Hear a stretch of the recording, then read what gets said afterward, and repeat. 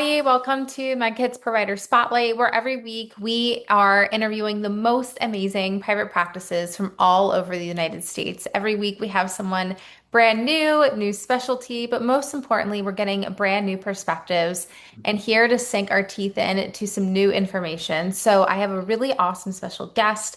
I'd love to introduce you all to Dr. Ian Quitadamo, founder of IQ Performance and Health. Thanks, Dr. Ian, for joining us this morning, and we're excited to be here. Awesome. It's great to be here. Thanks for the invitation. Yeah, I would, something that we love to do kind of at the beginning of Provider Spotlight is really get to know you, and your background and how you started IQ Performance Health. So if you don't mind, if you could share with us your story and what ultimately inspired you to open your practice. Yeah, it's a great question. So for me, I'm a traditionally trained bench scientist. I'm a cell molecular Hmm. biologist. I'm a distinguished professor of biology. I also work in the Douglas Honors College at Central Washington University. So I Hmm. have a dual appointment there. In preparation to be able to work in that environment, I got my PhD. I have a master's in genetics and cell biology, and I was a PhD candidate in genetics and cell biology, but I got a little bit bored, if I'm being honest. And so I wanted to work on a harder problem than, what I was working on, which was still a hard problem, right? I worked as a cancer researcher for 10 years, and I enjoyed that work, but I found that human beings are actually much harder to work on than cells in a lab. And so I really wanted to shift my focus a little bit. So I have an interdisciplinary PhD in molecular biosciences, human cognition, and technology. So I brought all of those things together. And then that led me to the job that I'm in right now. And I love doing the work that I do. I love teaching students. I work on that every day. Hmm. I train pre-meds, pre-dent, pre-pharmacy, all of those students. Some of my students are actively in med school right now. Um, I had an opportunity to become a medical doctor and I chose not to go that route. And at the time, I didn't know how prescient that would be, but Hmm. I decided I was going to go into cancer research instead. And then what ended up happening was the route of being a cancer researcher kind of brought me back to the same place, which was I just really didn't want to be on the pharmaceutical treadmill. Yeah. And so I really refocused kind of what I was working on. Sort of shift forward to 4 or 5 years ago, and my wife got cancer, and she had breast cancer, and she went through chemo, and it was really hard on her. And it was just for anybody that's ever been through that, huge respect for those folks to have the temerity to be able to go through that. But in our case, I was right there with my wife at every step, and I really resolved to be able to take everything that I knew and return her to full wholeness. Hmm. And so that was really my goal. And we were very successful at doing that. So the way I became an integrative health practitioner was Jody, is my wife's name is Jody. Jody and I were listening to the Mind Pump podcast, and they had a gentleman on there by the name of Dr. Stephen Cabral. He's a board certified naturopathic doctor, Hmm. and he took a very integrative approach to helping people get better, really identifying root causes and then helping to be able to on a very tailored and personalized level to be able to bring people back. And so I became an integrative health practitioner under Dr. Stephen Cabral and leveraged all of those skills plus all of my cell molecular biology and my teaching experience in order to be able to help my wife get healthier than she's ever been in her whole life as a cancer survivor. That is amazing. I really appreciate you sharing your story. I always think that there is a why behind everything that we do. Hmm. And it's It's really heartwarming to hear and to hear, how much you have, not only helped your own family, but poured that same dedication into the clients that you serve. So that is really incredible. I would love to hear, some of the, most common areas that you're treating or helping, people, figuring out their struggles in health. And I think there's always more than what meets the eye. I'm sure you do a ton at IQ Performance Health, but I'd love to hear maybe some of the common and maybe uncommon things that you do. I think, again, there's more that meets the eye. I think sometimes one thing blends into another and you're like, oh yeah, like I can help with that too. Like I do that as well. And sometimes people just don't know the full scope. And so Yeah. would love to hear some of the things that you treat. Yeah, definitely. Well, just maybe let's connect the previous topic a little bit. So, Hmm. after helping my wife and then, students in my martial arts school, and they're like, "Hey, can you help me?" And then I was like, "Yeah." And then, it just sort of branched out from there. And then my kids are like, "Hey, Dad, can you help me?" And I was like, "Okay, and so then I started to really build a practice, and I realized that there were a ton of people out there who didn't want to just take a pill for every ill. And I'm not vilifying medical doctors or the pharmaceutical industry per se, but if you look at the data, Yeah. in 1990, 4 to 5% of the United States population had type 2 diabetes. In 2026, it exceeds 43%. So those inflammation-based diseases, those chronic diseases are increasing, they're not decreasing. And so the data tells us that mortality is going down, but the actual quality of life is not keeping up with that. And so how do we actually get a handle on that? And so that's why I opened my clinic. That's how I built my practice. I have clients all over the country. And then I have a physical clinic here where I live. And so I've seen a lot of people at this point. The youngest client that I've had is 10 years old. The oldest client that I've had is 86 years old. And so we've seen the full gamut. About 80% of my clients are female. And so, being an integrative health practitioner means bringing everything together, the whole person, using functional medicine lab testing to identify the root causes. Because I'm a professional scientist, Yeah. right? Like I have huge respect for people who do energy healing and all of that, but that's not what I do. I'm based on data. Mhm. I live with data, and so that's how we do that. But by the same token, it's the whole person that's ill, not just the part of the person, right? So looking at adrenal function versus gut function versus inflammatory response, these are all connected together. And so yeah, the most common things that I see, I mostly work with middle-aged people, and I would say the most common things that I see are energy, sleep, gut issues, right? And then they really have little idea about how to put all the pieces together. And so we focus on diet, we focus on exercise and stress and toxicity, we focus on recovery, we focus on emotional balance. And for some people, that's the first thing that we need to talk about. Some of my female clients that are in their 60s or 70s, like they need to process a ton of emotional trauma before they can get to the biology. And so it's not a one size fits all. It's a one size fits one person approach. And so that is really what we focus on here. Those are the key things, all health begins in the gut. So tons of people have gut dysbiosis. But it varies, what aspects of that are happening. What are some uncommon things that I help people with? Some people. So one of my clients was a former student of mine at the university, and they came to a talk that I gave on the West Side, which is about 2.5 hours from here.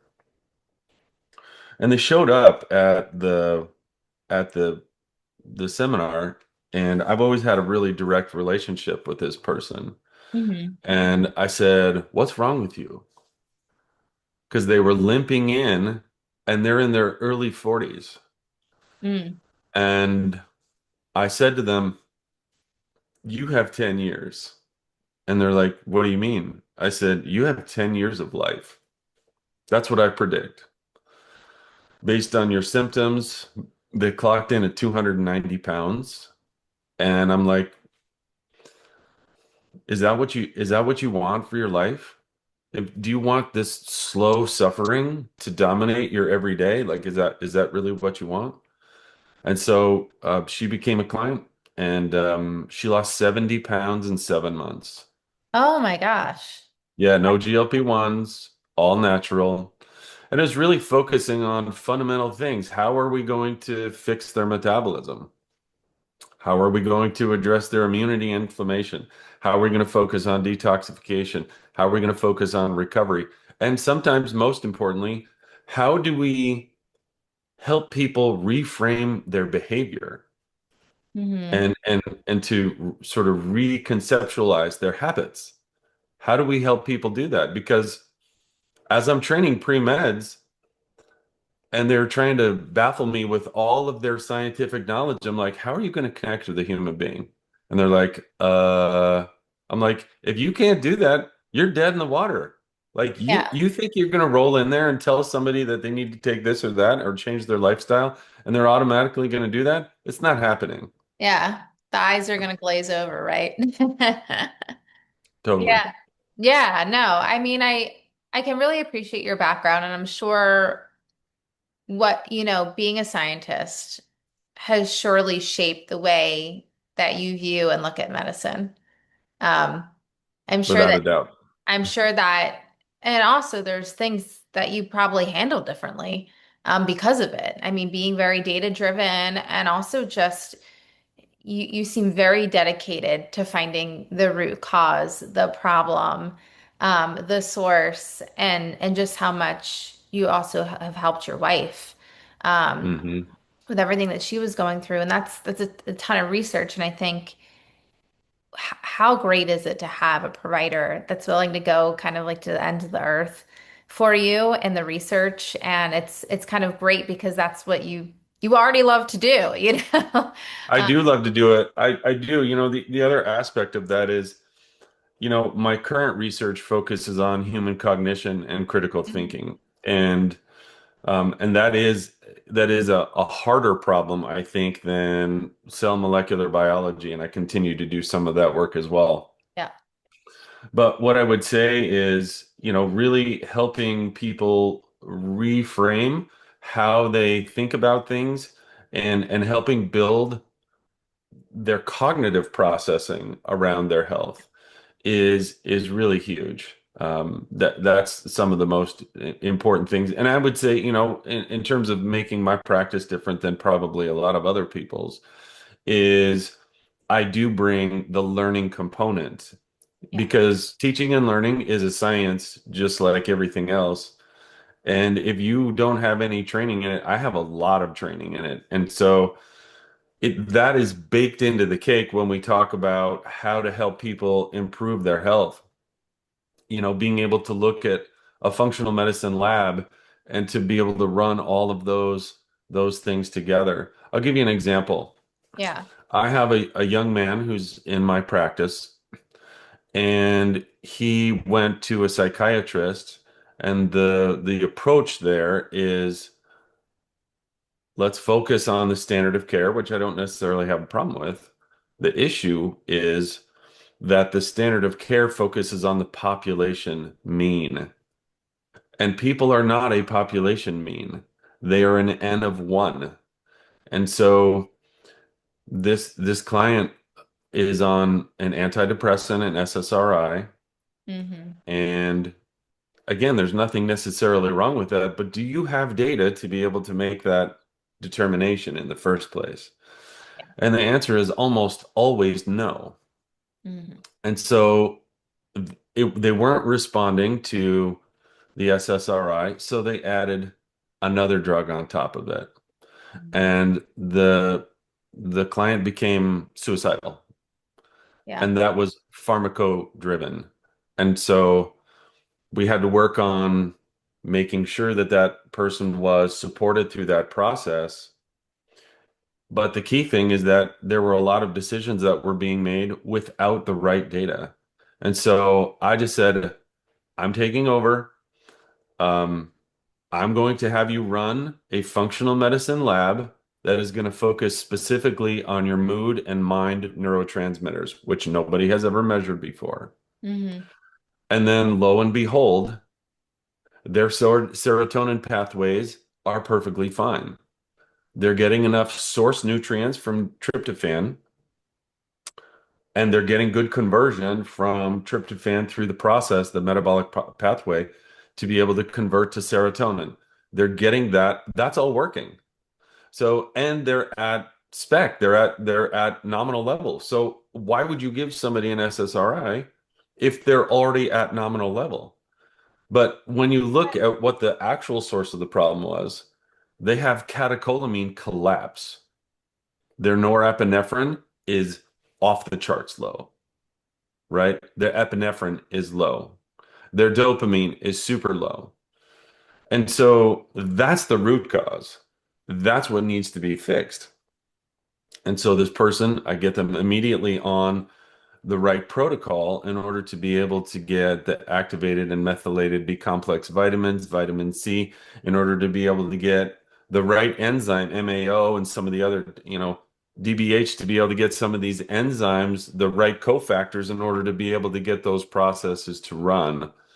And so, we can pick those things up. There's no guesswork. We're not like, oh, try this and then try that. No, we're not doing that. We're like, let's get to the root.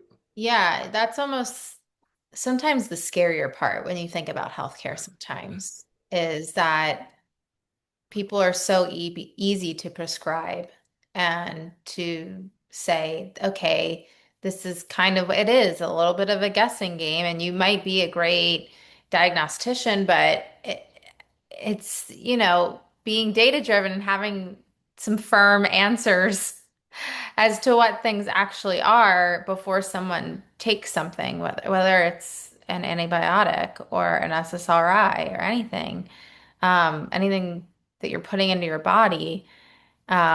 It sometimes is a little scary to think about how easily that just gets popped, or It, how it it does. It does. And so many of my students at the university are clinically anxious, and they don't know anything about nutrition. They don't know anything about fitness. They don't know anything about detoxification. They don't know how to leverage those things. And so they just swim in this sea of cortisol every single day. And it Mm, negatively affects their learning efficacy. It affects their retention. It affects their ability to, pull from long-term memory, not just coding information into long-term memory, but also pulling from it. The fact that their allostatic load is so high and their recovery is insufficient to meet that stress is a huge problem. I will tell you also that, things are changing in the world. I actually have a licensed medical professional that asked to be a client in my practice. mm, So this is a person who is essentially a doctor. yeah. And I asked them, why do you want to work in my practice? Like, Hmm. why aren't you working with your people? And Hmm. I will never forget what she said to me. She said, they can't help me. Mm, They can't help me. And I said, wow, okay. I mean, we never want to paint everybody with the same brush, right? There are phenomenal doctors out mm, there. And if you need acute care, what I would ideally like to be able to see is integrative health practitioners and medical doctors working in partnership, because the average length of time for a PCP to see a patient is 5 to 7 minutes. Well, what are you actually going to get accomplished in 5 to 7 minutes? I yeah. spend no less than 30 minutes with a client. Most of the time, I spend 60 minutes with a client. And so, it's a huge change in paradigm to be able to think about that. And the reality is that we show change over time through data. I have a client who has chronic lymphocytic leukemia. And of course, they're working with a rheumatologist and they're working on that. But the key with helping somebody address their health challenges in that way is to postpone the first date of chemotherapy because once you're on chemotherapy with CLL, the clock to the end of your life starts. And so we are 3 years in. Their inflammation numbers have gone down by 2/3. Their pro-protective and anti-inflammatory numbers have gone up threefold, and none of that happened by accident. So, these are the things that we can accomplish these days. It's it's really amazing, and it seems like from what you're sharing is that you have some incredible caseloads in terms of people and what they're dealing with. And you know, again, I think what makes you and your approach entirely different is your willingness to dive deep, but then also you want the data.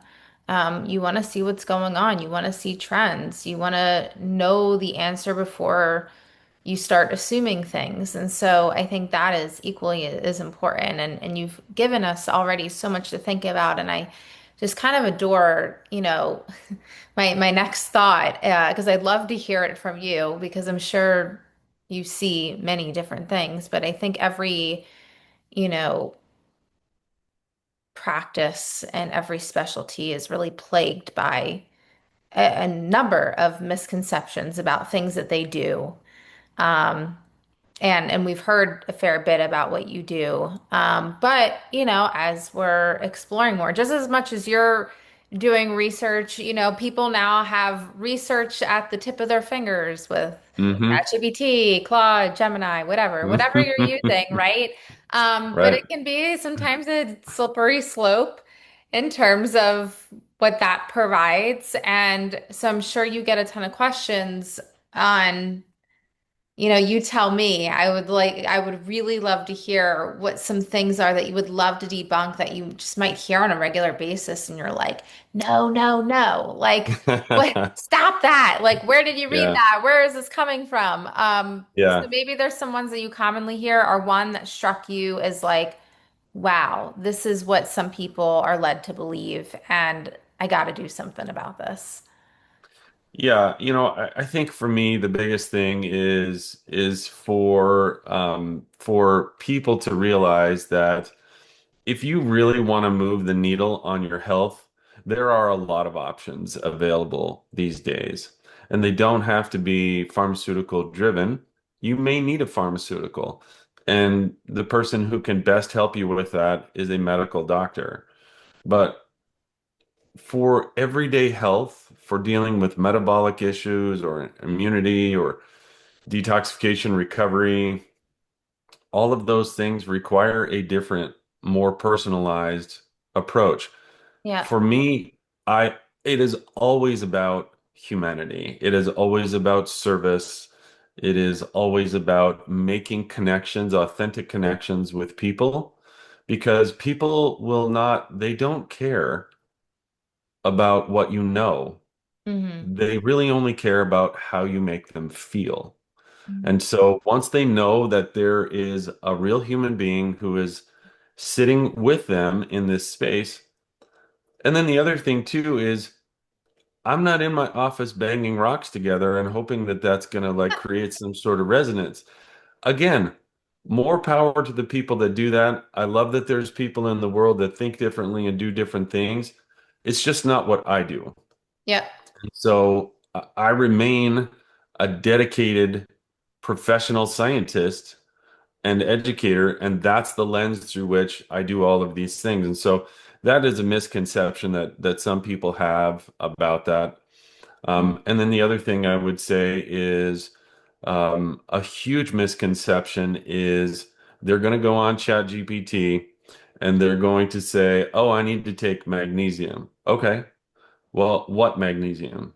Well, how much magnesium? Well, when are you supposed to take it? Well, do you know anything about your physiology? And so You see what I'm saying? And Yeah. then, like, which supplement company should you work with? I can work with anybody that I want to. There are three or four companies that I work with because the supplement space is the Wild West when it comes to quality. Everybody says that their stuff is amazing. Is it actually? Where's the data? Show me the third party testing. Show me the validation studies. And if you can do that, then we can have a conversation around that. But if you can't do that, then it's sort of a non-starter for me. So, do supplements help? Well, it depends on what your physiology is. If we have data to show that what you actually need to do, then they can absolutely be Yep. the right choice. Yeah, I think like the tagline of this episode should be just show me the data, Like I just think there's so much importance and emphasis to this in every turn. Not only to how your approach, but um, to what people should be really be doing, how they should be considering, what they're putting in their bodies and how they're doing their own research. There's just it's great that people want to be informed, but do it do it responsibly. Yes, You're seeing someone for a reason. And to trust that process too, you got to trust, who you're with. And so I really like how you kind of spin misconceptions on its head.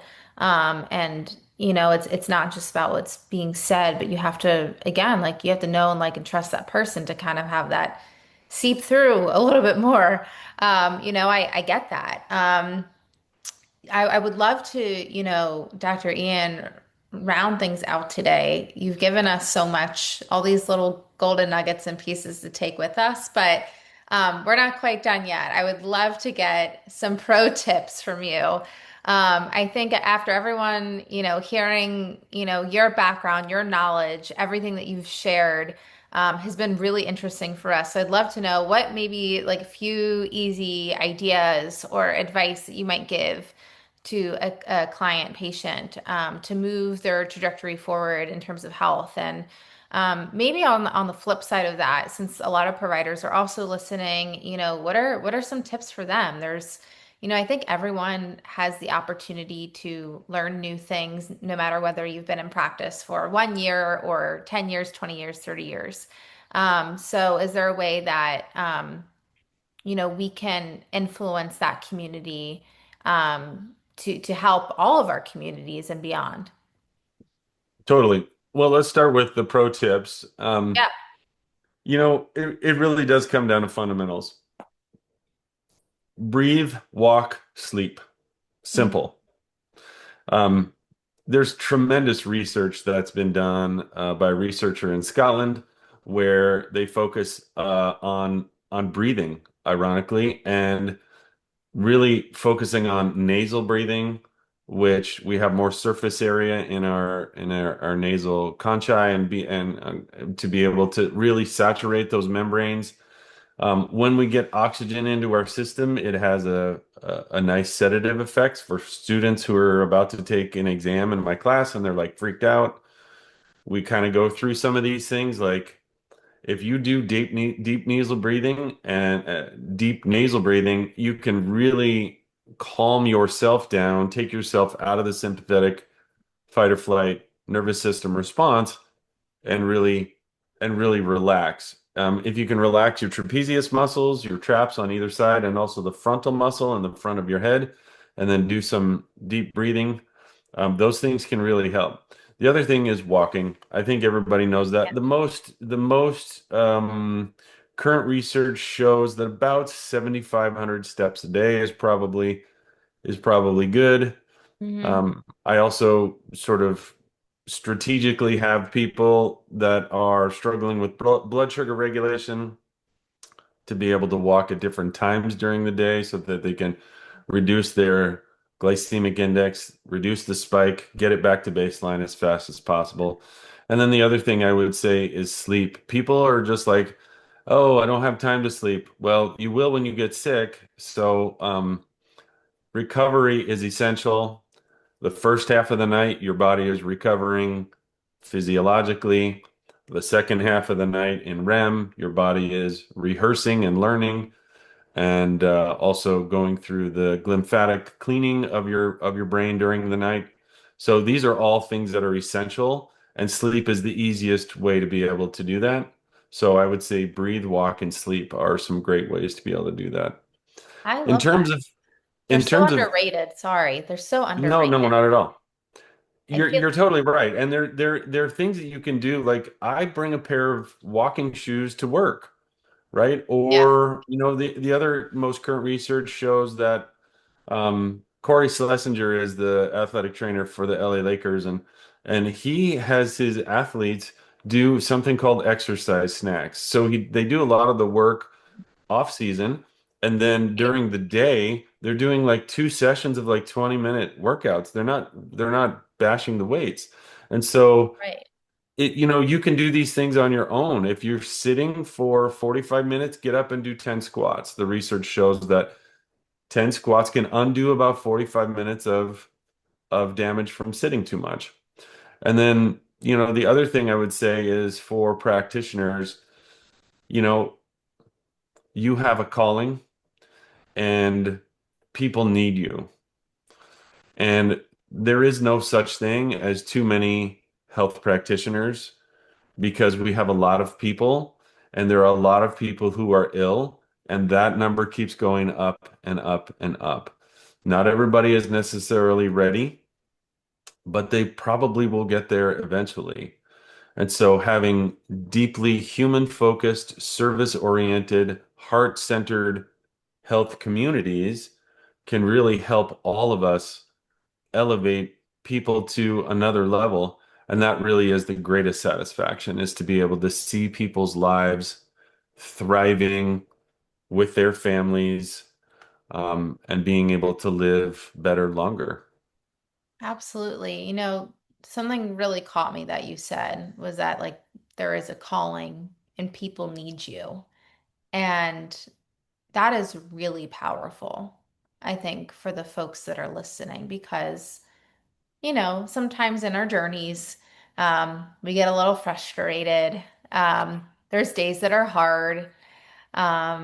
You've been doing this for a long time, or you've just started and you've been doing it for a short time, and you're like, when am I going to get out of the hamster wheel and it Yes. starts to, fly a little bit. But I think it comes back to that chief reason, your why of why you got started. And people do look up to you and people do need you. And you took an oath to put your best foot forward, um, on all of these things. So that really struck a chord, and I hope that does with everyone else that's listening that maybe needs a reminder of that today. So I really appreciate it, Dr. Ian. This has been such an informative and wonderful session with you. Before we leave off today, I'd love if you can share where folks can reach out, where they can learn more and grab resource. Yeah, for sure. The easiest thing is my website is iqperformancehealth.com. And a ton of aspects of my practice are all located there. I'm on Instagram /IQ Performance Health, Facebook /IQ Performance Health.